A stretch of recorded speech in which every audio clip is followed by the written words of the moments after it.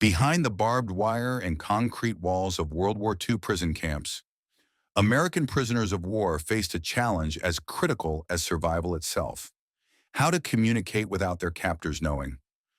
What they created was nothing short of ingenious. In the darkness of isolation cells, through concrete barriers, and under watchful enemy eyes, these men developed systems of communication that would become legendary in military history. Their story is one of remarkable human ingenuity, unbreakable spirit, and the fundamental need to connect with fellow human beings, even in the most desperate circumstances. When American servicemen were captured by German or Japanese forces, they entered a world of constant surveillance, brutal discipline, and systematic dehumanization. Guards monitored every conversation, censored every letter, and punished any suspected coordination among prisoners. The prison camps, whether German stalags and oflags or Japanese camps across the Pacific, operated under a regime designed to break the spirit and eliminate any form of organized resistance.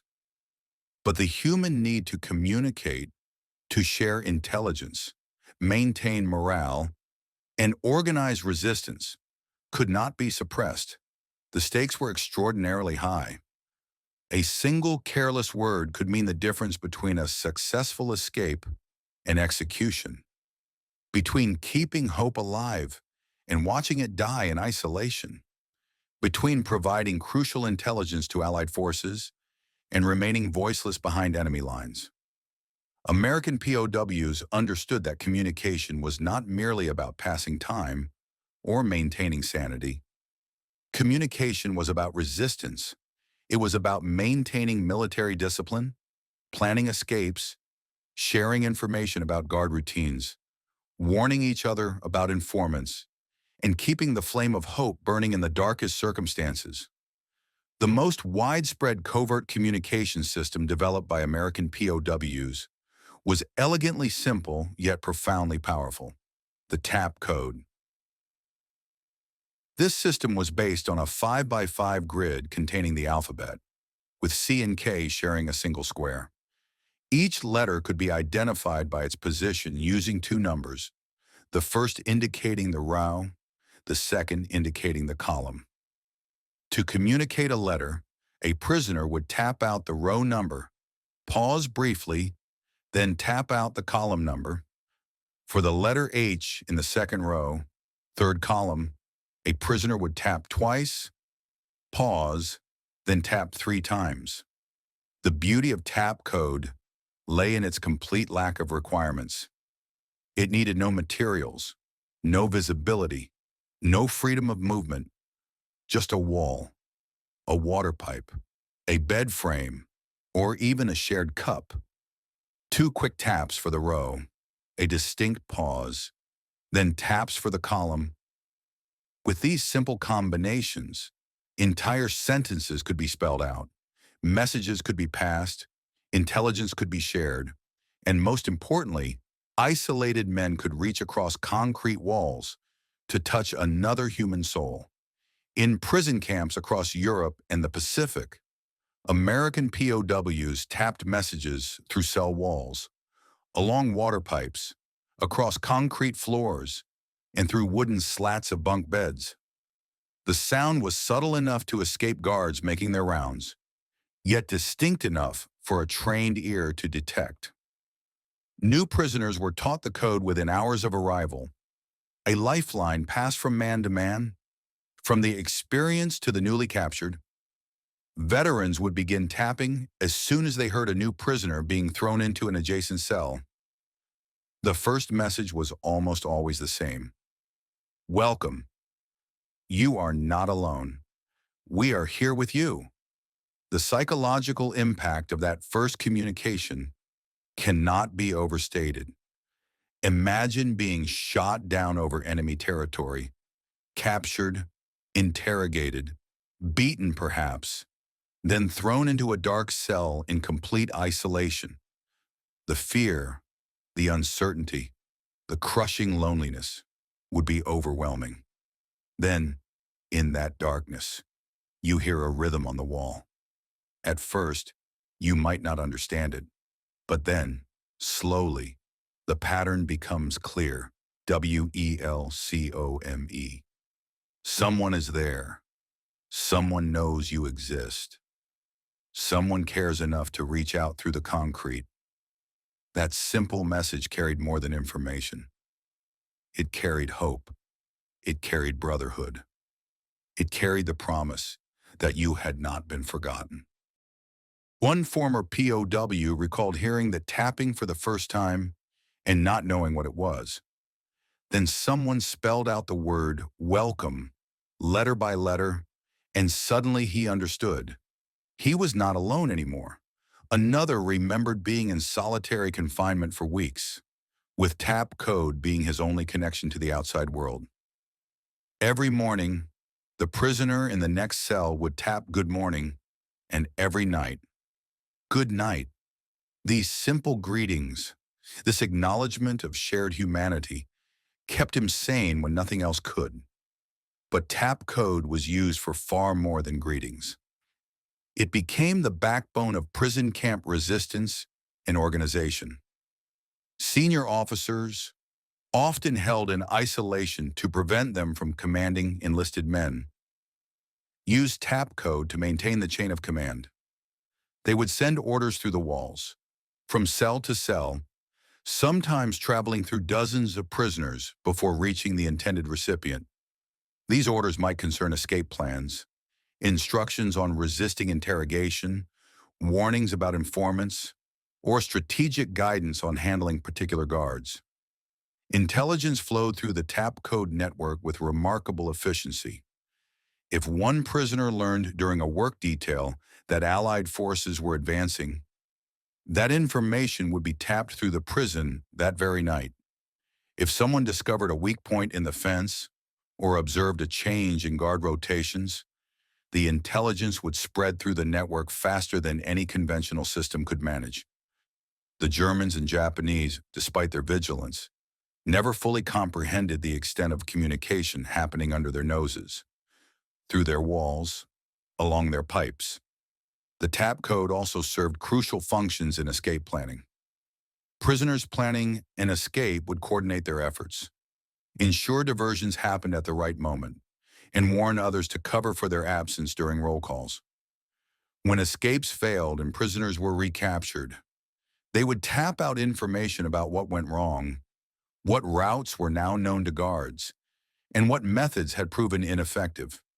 This collective intelligence, accumulated through thousands of tapped messages, saved countless lives. Letters home represented another critical channel of communication, though one fraught with danger. Every letter written by a prisoner was carefully examined by enemy censors, trained to look for any information valuable to Allied forces. The censors would read every word, looking for coded messages, hidden intelligence, or anything revealing strategic information. Despite this intense scrutiny, American POWs found numerous ways to hide messages within seemingly innocent correspondence. One elegant technique involved pinpricks beneath specific letters. A prisoner would write a completely innocuous letter home, discussing family matters, childhood memories, simple expressions of longing. But beneath certain letters, using a pin or needle, he would create tiny holes barely visible to the naked eye. When the letter reached home and was held up to light, these pinpricks would spell out a completely different message. The censors, reading the surface text, would find nothing objectionable. But family members or intelligence officers examining the letter would discover the hidden communication. These messages might reveal the prisoner's true location, describe torture or mistreatment, or provide intelligence about enemy military movements observed from the camp. Other prisoners developed elaborate codes with their families, codes that would be meaningless to enemy censors, but crystal clear to the intended recipients. A prisoner might write about a childhood pet that never existed, and this imaginary pet's activities would be code for information about the camp. Uncle Charlie coming to visit might mean the prisoner was being moved, Mother's recipe for apple pie might be a coded request for specific items. The dog getting sick could indicate mistreatment. These codes prove remarkably effective at conveying real information under the guise of nostalgic family chatter. The creation of invisible ink represented a more daring approach. Prisoners would use whatever substances they could find that would be invisible when dry, but would appear when heated. Lemon juice from rare fruit in care packages, urine, even their own saliva. Using makeshift pens fashioned from bits of wire or sharpened wood, they would write messages between the lines of their official letters. To the censor, the letter appeared completely normal. But when intelligence officers back home heated the letter over a candle flame, the hidden message would appear in brown writing between the visible lines. These messages often contained vital strategic intelligence, descriptions of war crimes, or detailed information about prison layouts. The risks associated with hidden messages were severe. If a censor discovered the deception, the prisoner faced brutal punishment. Some were beaten, others thrown into solitary confinement for weeks or months. And in the most severe cases, prisoners were executed as spies. Yet despite these risks, the practice continued throughout the war. The need to communicate real information, to ensure loved ones knew the truth, and to provide intelligence to Allied forces outweighed the danger. One remarkable example involved an American airman who wrote letters discussing various family members in their activities. Over several months, these letters painted a picture of family life that seemed completely mundane. However, while intelligence officers noticed he kept referring to relatives who did not exist. By carefully analyzing these references and applying known Army Air Corps codes, they extracted precise information about his prison camp location, the number of prisoners held there, and details about nearby German military installations. This intelligence proved valuable in planning bombing raids and eventually in planning the camp's liberation. Morse code, already familiar to many servicemen through military training, became another powerful tool for covert communication. While tap code had the advantage of being simpler, Morse code offered greater speed and efficiency for those who knew it well. More importantly, Morse code could be transmitted through methods other than tapping, making it even more versatile. Prisoners developed extraordinary creativity in transmitting Morse code signals. Some would blink the code with their eyelids during forced propaganda films or while being photographed. Rapid blinks represented dots. Longer blinks represented dashes. To an observer unfamiliar with Morse code, the prisoner would simply appear to be blinking normally. But to anyone analyzing the footage or photographs, the message was clear. One famous example occurred when American prisoners were forced to participate in propaganda films showing their supposedly humane treatment. Several prisoners blinked out the word torture in Morse code. The enemy captors, focused on spoken words and overall demeanor, never noticed the blinking pattern. But when the films eventually reached Allied intelligence, the truth was revealed. Coughing became another medium for Morse code transmission. During roll calls, work details, or any group gathering, a seemingly natural cough could be a carefully timed signal. A single short cough represented a dot. A longer cough represented a dash. By coughing in rhythm, prisoners could spell out messages right in front of guards. The guards, hearing prisoners cough, would attribute it to illness or cold weather.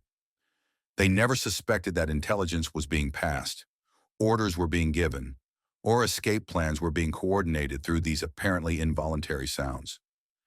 Even more subtle were Morse code signals conveyed through hand positions during mandatory roll calls. Prisoners learned to hold their hands in specific positions, each representing either a dot or a dash. A hand hanging naturally at the side might be a dot, while a hand at the hip might be a dash. By changing hand positions in sequence while standing at attention, A prisoner could spell out entire messages. The guards would see nothing more than prisoners standing at attention. But to the trained eye of fellow prisoners, these hand positions formed words and sentences. Visual codes extended beyond hand signals to encompass everyday activities and objects. Laundry hanging to dry could convey information based on what items were hung, in what order, and in what configuration. A shirt hung with the collar facing left might mean one thing, while facing right meant something else. Towels hung in particular sequences could spell out messages. Windows left open to specific widths, curtains drawn in particular patterns. Even the arrangement of items visible through windows all became vehicles for communication. During work details outside the camps, prisoners would sometimes arrange stones, sticks, or other objects in patterns that appeared random but actually conveyed messages to Allied reconnaissance aircraft or to resistance fighters observing the area. A pile of stones in a particular configuration might indicate the number of guards typically on duty. Sticks laid at specific angles could point toward weak points in camp security.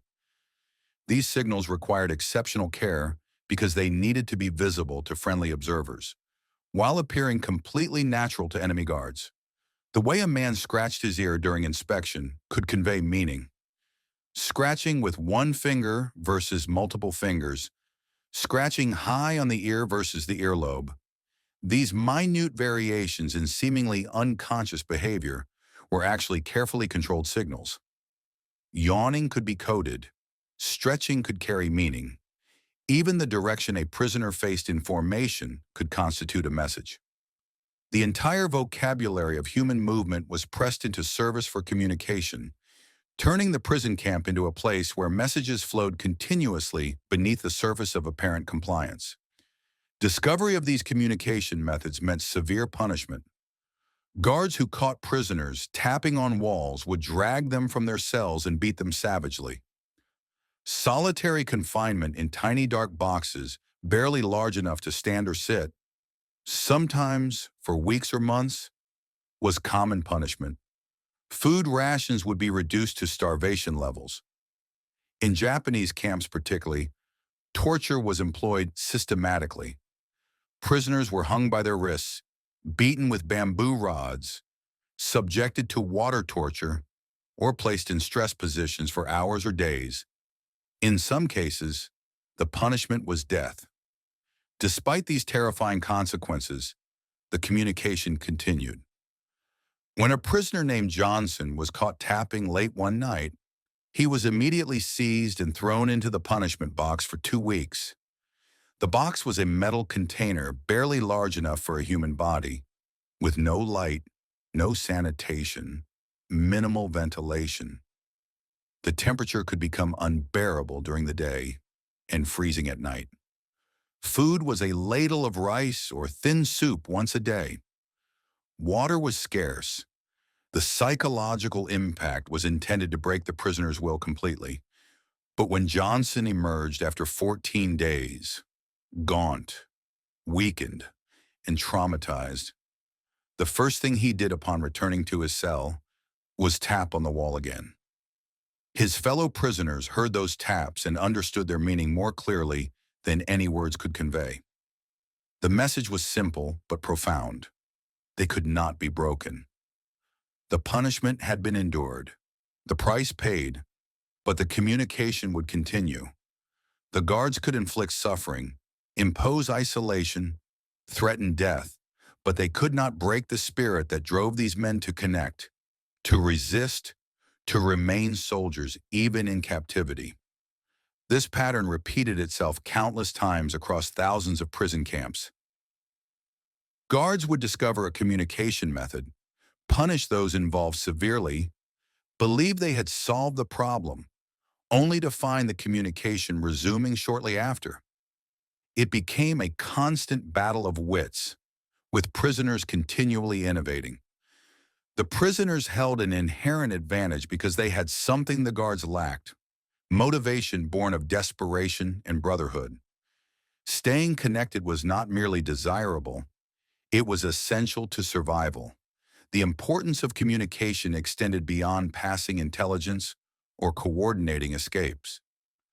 On a fundamental human level, communication was what separated existence from mere survival, what maintained sanity in insane circumstances, what preserved identity and dignity.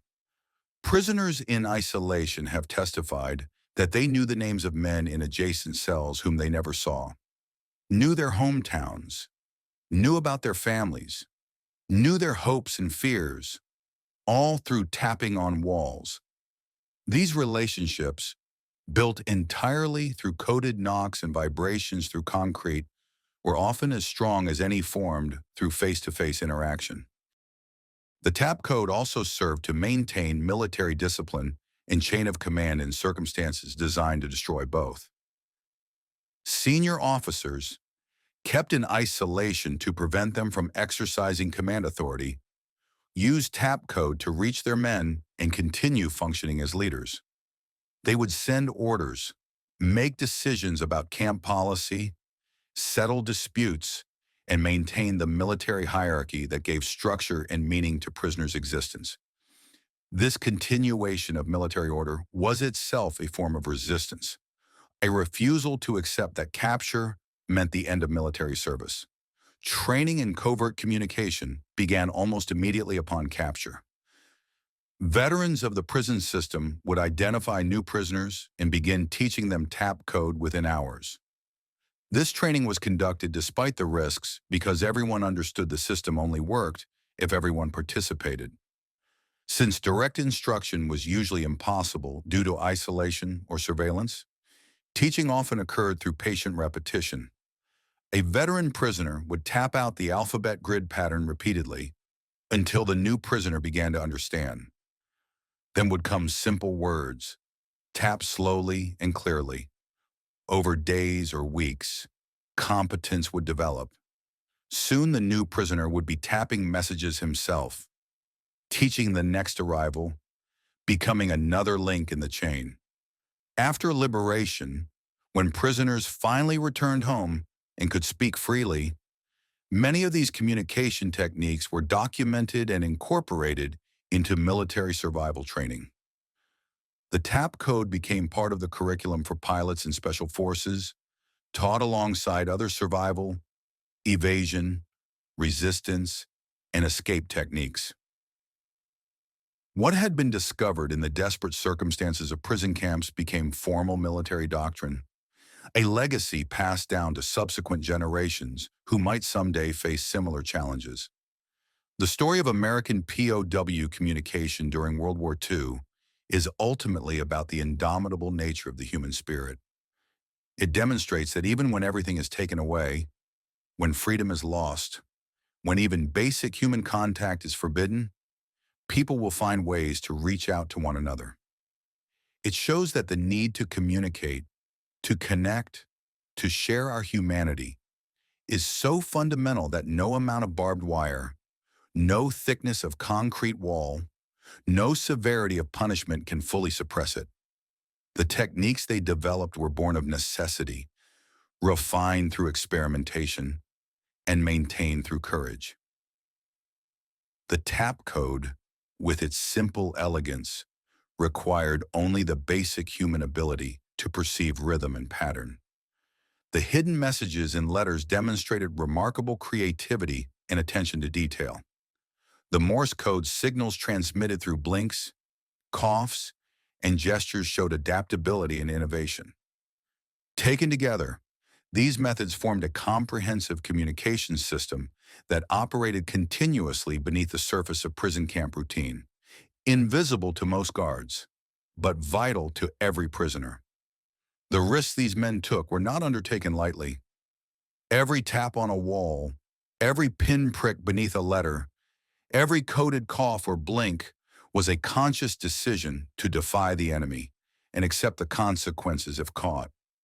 They watched their fellow prisoners beaten, starved, tortured, and killed for attempting to communicate. They knew exactly what awaited them if discovered, yet they continued because they understood something fundamental, that communication was resistance, that maintaining connections was maintaining humanity, that staying in touch with fellow prisoners was staying alive in the fullest sense. For the guards and camp administrators, the gradual realization that their prisoners were communicating despite all efforts to prevent it was deeply unsettling. It meant their control was incomplete, their surveillance imperfect, that prisoners retain a form of power even in captivity. Some guards became obsessed with catching prisoners in the act, listening at walls for hours, inspecting letters with magnifying glasses, watching every movement during roll calls. This obsessive vigilance was itself a drain on enemy resources, another form of resistance the prisoners maintained simply by refusing to be silenced. For the prisoners themselves, knowing their communication system worked, that messages were passing through the camp despite the guards' efforts, was a powerful boost to morale. Every successful message tapped through a wall without detection, every coded letter that made it past sensors, every Morse code signal conveyed through blinks or coughs was a small victory. These tiny triumphs accumulated over months and years, building a sense of accomplishment that helped prisoners maintain their sense of identity as soldiers rather than helpless victims. The intelligence gathered and transmitted through these networks contributed materially to the Allied war effort in ways that remained classified for decades. Information about German and Japanese military movements, industrial facilities, troop strengths, and strategic intentions gathered by observant prisoners and transmitted through tap code or letters found its way to Allied intelligence services. This information helped in planning bombing raids, understanding enemy capabilities, and making strategic decisions. When prisoners were finally liberated, the intelligence they carried with them, accumulated over months or years of observation, proved invaluable to military planners. The story also reveals something important about the values these men carried into captivity. They could have chosen to focus solely on individual survival, to avoid taking risks, to comply completely with enemy demands.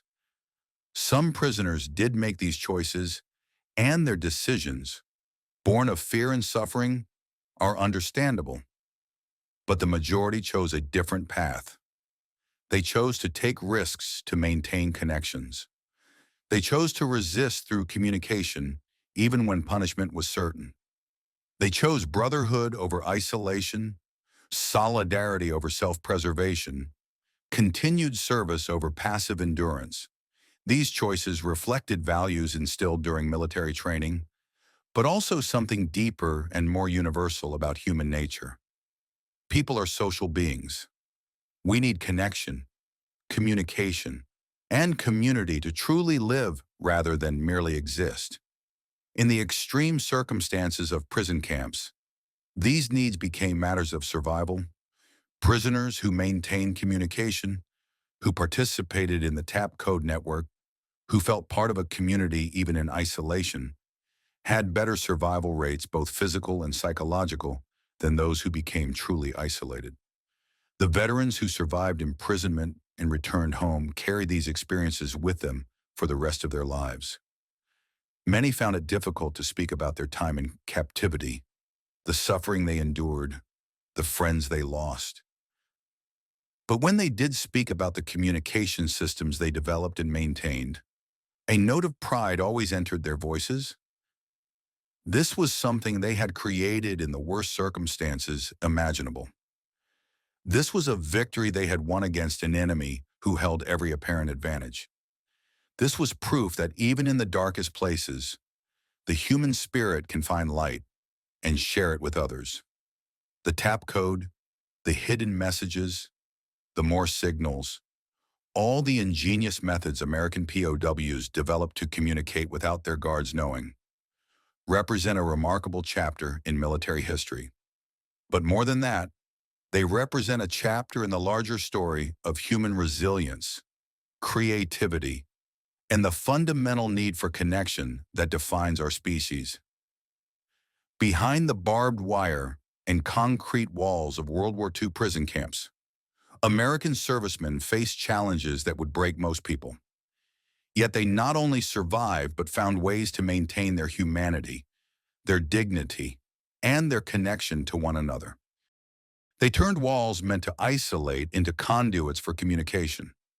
They transformed enforced silence into a different kind of speech.